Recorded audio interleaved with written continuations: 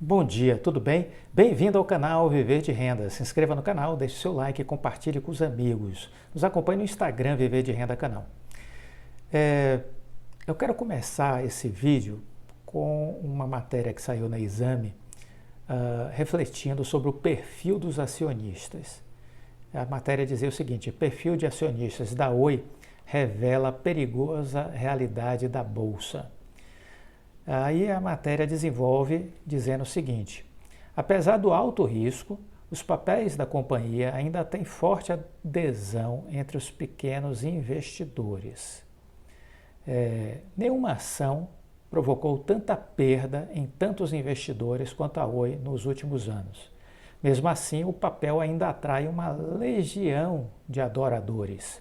São 1.354.834 pessoas físicas que compõem a base acionária da empresa, de acordo com a última contagem feita no fim do ano passado.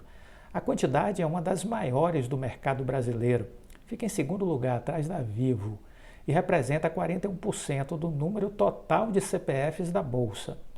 Apesar de toda a volatilidade e incerteza que a ação ainda representa, um levantamento feito pelo Exame revela que é justamente a classe mais sensível de investidores que tem a Oi entre as suas favoritas, ou seja, são os pequenos investidores. De acordo com os dados levantados, as ações da Oi só estão entre as preferidas de investidores com menos de R$10 mil em ações. A classe é a mais numerosa da Bolsa, composta por 3 milhões de contas, de um total de 4,6 milhões, segundo a B3. Só que entre eles, 45% tem apenas uma ação no portfólio. 45% tem apenas uma ação no portfólio. 60% duas ou menos e 75% quatro ou menos. Tal concentração, tendo as ações da Oi entre as favoritas, pode ter um potencial explosivo na carteira destes investidores. Entre as mais voláteis de toda a Bolsa brasileira, as ações da Oi têm atravessado uma montanha-russa nos últimos anos, quase sempre em direção ao fundo do poço. Desde 2018, quando entrou em recuperação judicial, as ações só terminaram um ano no positivo. Mesmo assim, seu número de acionistas não parou de crescer no período. Seguindo o crescimento do mercado de pessoas físicas investindo na Oi, saltou 55% desde 2017. Em nenhum ano houve declínio de quantidade, embora as ações tenham acumulado queda de 93% nos últimos 5 anos. Por que o pequeno investidor gosta da Oi? Pergunta a matéria. Uma das explicações é que, apesar de tudo, gostar tanto da Oi é justamente em função do preço baixo da ação. Ela está hoje na casa dos R$2. Então, para comprar um lote padrão é necessário somente R$200. Uma ação como a da Vale custa cerca de R$80, sendo o lote padrão R$8.000, o que pode ser inacessível para os pequenos investidores, disse o economista Murilo Giovanelli, responsável pela área de dados econômicos do Trademap. Maior empresa da Bolsa, a Vale tem 510.847 pessoas físicas em sua base acionária. A quantidade não é sequer a metade dos mais de 1,3 milhão de investidores da Oi, embora a Vale tenha mais de 300 vezes seu valor de mercado. Mas entre pessoas jurídicas, classe que considera holdings, bancos e outros tipos de empresa com perspectivas de longo prazo, há uma discrepância a favor da Vale, de 213 mil investidores contra 13.871 da Oi. Entre os fundos de investimentos, nenhum possui posição relevante em Oi, enquanto na Vale estão alguns dos maiores do mundo, como a BlackRock, Capital Group, Mitsui e a Previ, que é o maior fundo de pensão do Brasil. Para profissionais acostumados a gerenciar relações de risco e retorno, o resultado da equação é simples: não vale o investimento. a companhia tampouco tem atraído a atenção de analistas de bancos e casas de análise. Cada vez menos coberta, a ação tem apenas 3 recomendações escolhidas no agregador da Refinitiv, sendo nenhuma delas de compra. A TIM do mesmo setor possui 13 recomendações, 12 de compra. O mercado já abandonou a ação faz tempo. Apenas um ou outro especulador que busca 200% de retorno em um mês está investindo, mas o risco é acabar com uma queda de 50%, disse o analista da Levante, Flávio Conde. Olha, tem pontos muito interessantes nessa matéria. O que gostaria de começar a destacar? Sim, de fato a base de acionistas da Oi de CPFs de pessoa física é enorme, só perde para Vivo, que é a maior base acionária de pessoa física.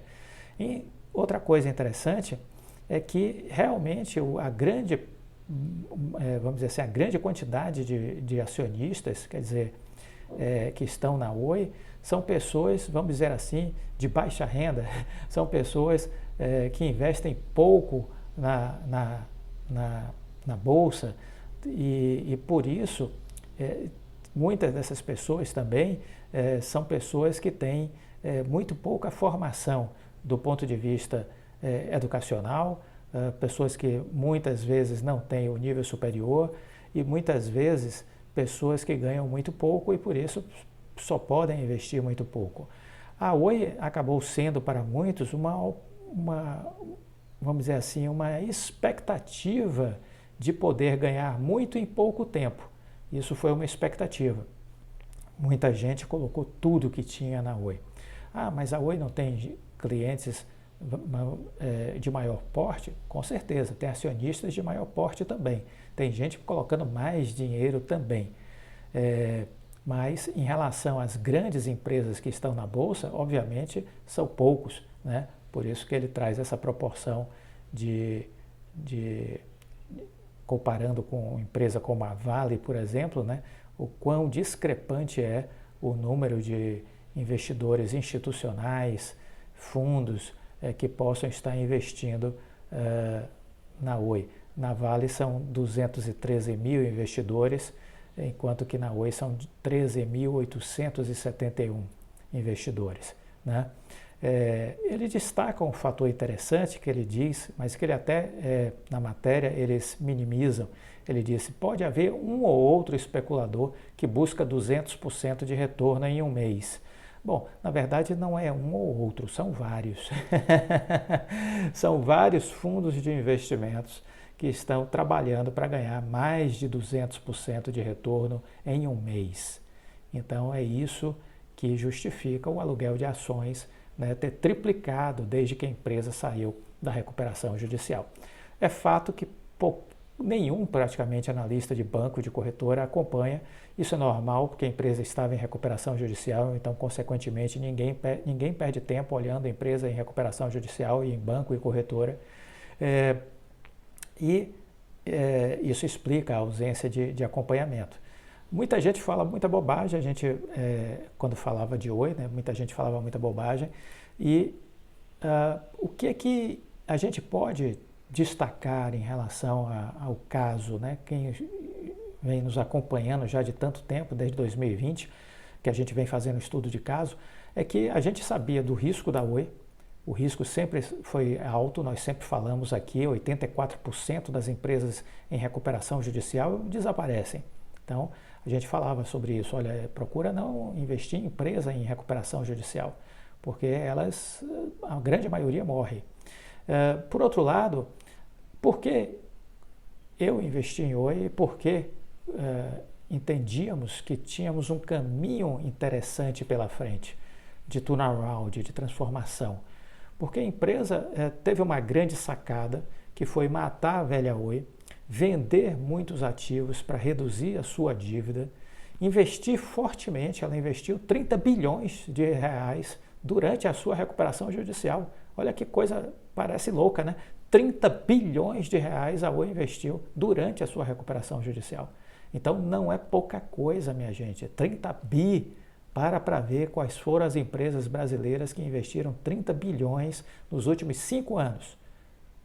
Para fazer essa análise. E depois me diz quais foram as que você achou que investiram este valor. Pois é, a Oi investiu em 5 anos 30 bilhões de reais. Isso para fazer surgir uma nova empresa, baseada em fibra ótica e em tecnologia. Pelas apresentações de PowerPoint, das demonstrações de resultados do presidente, e a gente disse aqui, olha, nós estamos acreditando no presidente. Estamos de fora. Dizíamos, inclusive, olha, ele tem sinais de uma liderança de nível 5. Mas eu disse isso em um vídeo, eu não posso garantir que seja, porque eu não estou lá dentro. Só quem pode dizer se o Rodrigo Abreu é um líder de nível 5 é quem está lá dentro. Mas ele tem características de uma liderança de nível 5, mas eu estou fazendo análise de fora, né? De fora da empresa. Uma outra coisa interessante é que nós sempre dissemos que os líderes que podem fazer transformações de empresa são os de nível 4 e os de nível 5. Os de nível 4 são egocêntricos, são aqueles que fazem a empresa girar em torno deles. Dão resultado, mas não garantem a sucessão da empresa. Este é um ponto. Os de nível 5 não, são aqueles que dão resultado, mas que garantem a sucessão. Então, são aspectos que a gente precisa seguir avaliando. Agora, há uma premissa para avaliar a liderança, que é a premissa da respeitabilidade, da integridade moral profissional. Enquanto isso está preservado, enquanto não há suspeições, enquanto não há dúvida, a gente segue acreditando na liderança e na empresa. O que nós vimos é que este ano o cenário mudou. O cenário mudou. E esse cenário que se modificou nos deixou perplexos, surpresos, porque muito do que estava sendo dito agora foi desdito. E aí a gente perde completamente a confiança. A pessoa que a gente depositava confiança já não tem mais a nossa confiança, por conta das suas atuais decisões. E como a gente está de fora e não está tendo acesso a tudo o que acontece lá dentro, a gente precisa se preservar tomando decisões com base apenas no que a gente está vendo. Podemos estar refletindo de forma errada? Podemos. Mas é uma reflexão a partir do que temos e com base no que a gente aprendeu ao longo de nossa vida, né? Então, temos zonas nebulosas atualmente na Oi. Há uma base de investidores que estão na especulação para ganhar mais de 200% ao mês, conforme a matéria diz. Só que não são poucos. Ele diz que é um ou outro. Não é um ou outro. São vários fundos de investimentos, né? E a CVM precisa investigar. O André Jacuzzi sabia de tudo o que ia acontecer com a Oi esse ano. Ou seja, vazadas informações da Oi para o André Jacuzzi. Quem vazou, Deus é que sabe, eu não sei. Mas foram vazadas? Foram. Porque ele disse em dezembro para a Infomoney, o vídeo está aí, basta assistir, que ele disse em dezembro, a Oi vai sair da atual recuperação judicial nos próximos dias. Mas isso não vai resolver a vida dela, porque ela vai pedir uma nova recuperação judicial. Ela vai entrar na sequência numa nova recuperação judicial e desta feita vai passar tudo para os credores. Os acionistas minoritários não vão ficar com nada. Essas foram as palavras do Jacuzzi, o que nos leva a entender que o Jacuzzi, que já tinha investido em Oi no passado porque acreditava na tese da empresa, assim como nós acreditamos, e na época dissemos, olha, o Tubarão está investindo, temos Tubarão nas águas da Oi, tínhamos a Moat Capital, que era um fundo de investimento que tinha a Oi na carteira, tínhamos o André Jacuzzi investindo, víamos o Road Marks investindo nos Estados Unidos.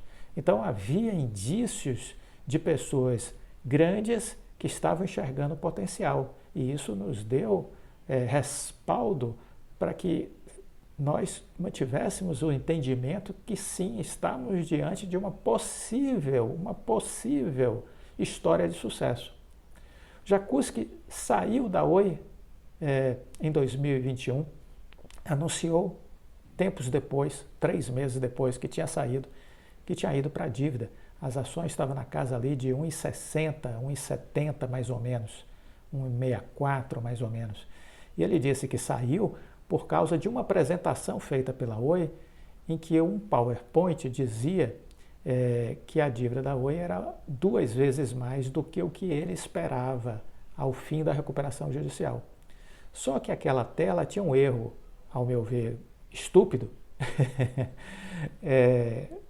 porque não considerava a Vital dentro da equação da dívida. Ou seja, a Vital, se você incorporasse na equação da dívida da Oi a figura da Vital, você traria a dívida da Oi à metade. A metade. Isso esclarecido, eu fiquei confortável, não segui o André Jacuzzi, embora eu defenda que a gente deve estar atento ao movimento dos tubarões e, se possível, segui-los, né? Se possível, segui-los. Naquele momento eu decidi não seguir, apenas por isso, porque ele considerou como fato consumado aquela dívida projetada na tela da apresentação do Rodrigo Abreu, que a dívida da Oi estava 2 vezes além do que ele esperava. Mas eu olhava e percebia que ali não estava projetada a participação da Vital e que, ao fazer isso, essa dívida caía pela metade. Então, fiquei tranquilo. Eu disse, vida que segue, não mudou nada. Mas agora o Jacuzzi vem de novo dizer, eu não voltarei para a Oi. E não voltarei porque ela está para sair da recuperação judicial nos próximos dias, mas não vai adiantar nada, porque ela vai entrar com uma nova recuperação judicial. E nessa nova recuperação judicial ela vai entregar tudo para os credores. Então o Jacuzzi sabe de todo este filme que nós estamos sabendo posteriormente. Começamos a conhecer esse filme da Oi a partir de fevereiro agora, né? A partir de final de janeiro, início de fevereiro, esse novo filme da Oi. O Jacuzzi já sabia dele no início de dezembro, ou seja, informações vazadas, informações de dentro da empresa que foram chegar nele. Assim como chegaram nele, deve chegar também, é provável, nos fundos de investimentos que estão investidos nas operações de aluguéis de ações, ganhando, como diz a matéria da própria Exame, mais de 200% ao mês. Não é um ou outro, são alguns espertos, espertalhões, mas só são espertos e espertalhões porque estão tendo alguma informação. Assim como o Jacuzzi teve, provavelmente eles estão tendo alguma informação. Por isso eles estão com muita segurança. O fato novo nessa história toda foi o movimento causado pelo Vitor Adler, de começar a comprar ações para ter poder de disputar posição na Assembleia Geral Extraordinária, convocada pelos minoritários, né? Para surpresa da atual administração e conselho da Oi. Então é isso que a gente queria contextualizar no vídeo de hoje. Olha, o relatório de março já está disponível da seleção de empresas, não sei se você já acessou, já começamos a disponibilizar. Se você ainda não recebeu, me mande um e-mail, clodsoaleira@uol.com.br, e se você ainda não é assinante, corra, assine hoje mesmo. Deixa o like, fique com Deus e até a próxima.